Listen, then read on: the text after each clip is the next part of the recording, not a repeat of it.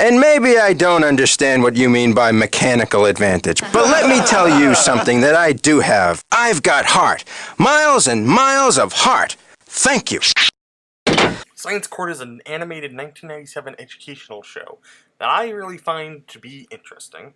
It was created by Tom Snyder of Tom Snyder Productions, but they later changed their name to the more recognizable Soup to Nuts. You may have heard of them. They're the company that made Home Movies, which is my favorite show. They've also made Dr. Katz and a few other recognizable names you may have known. However, I believe Scholastic killed them. It's gonna be like a friggin' hurricane. Oh, yeah? Yeah. Okay, maybe that's a bit of an exaggeration. I believe Scholastic has ceased their existence. Yeah, that doesn't sound right either.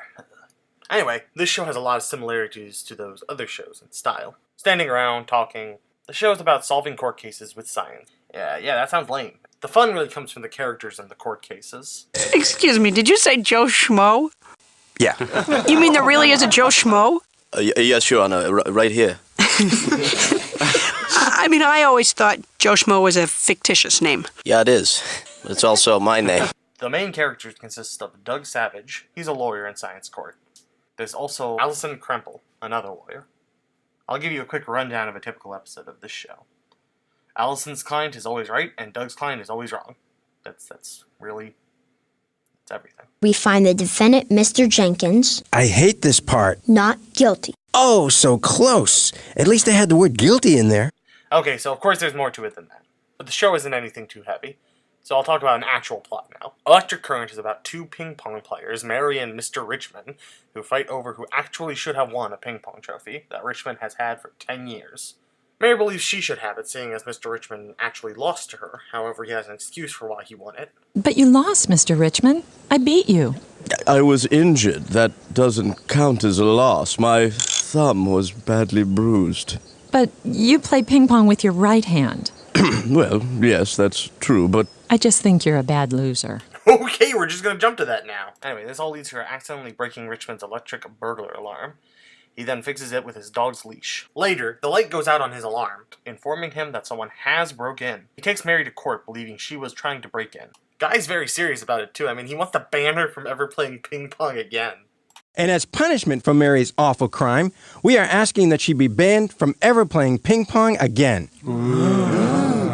Ever? Ever. Right. Thank you. They're able to prove her innocence with science. And that's the typical sort of plot. So how did he even get the idea to go to court? Well, Doug just showed up. Originally he believed he was the burglar, but of course that's not the case. But why is Doug just walking around these rich people's homes? I don't really understand that. Mr. Savage, what are you doing here? I was just walking by and I heard the siren. Well, I need you immediately. Come in. Ignoring the actual educational value, this show's pretty stupid and makes no sense. But I love that.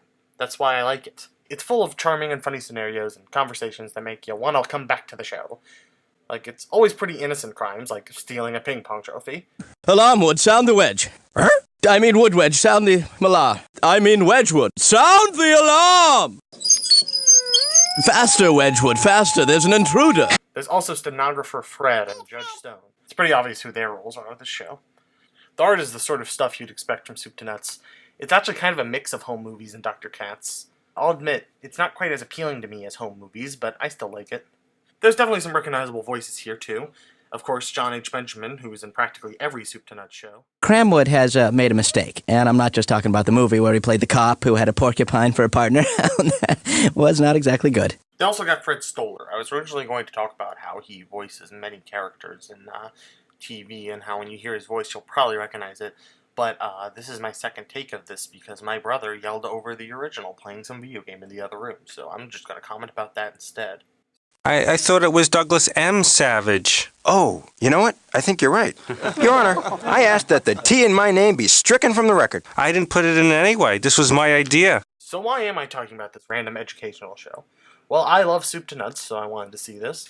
Also, it's really charming, and I feel more people should know about its existence. It aired on ABC Saturday mornings along with Disney's version of Doug, which we might be talking about very soon, though don't hold me to that. Okay, I might change my mind. Please don't bug me about it.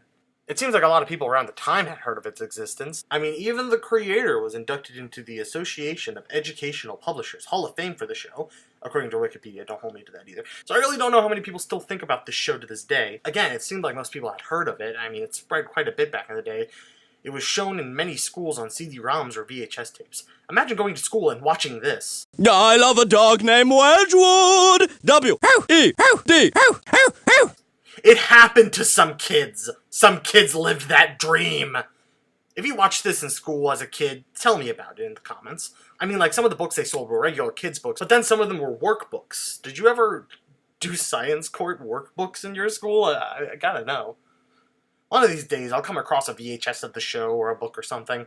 I really want to find at least something involving this show at some point.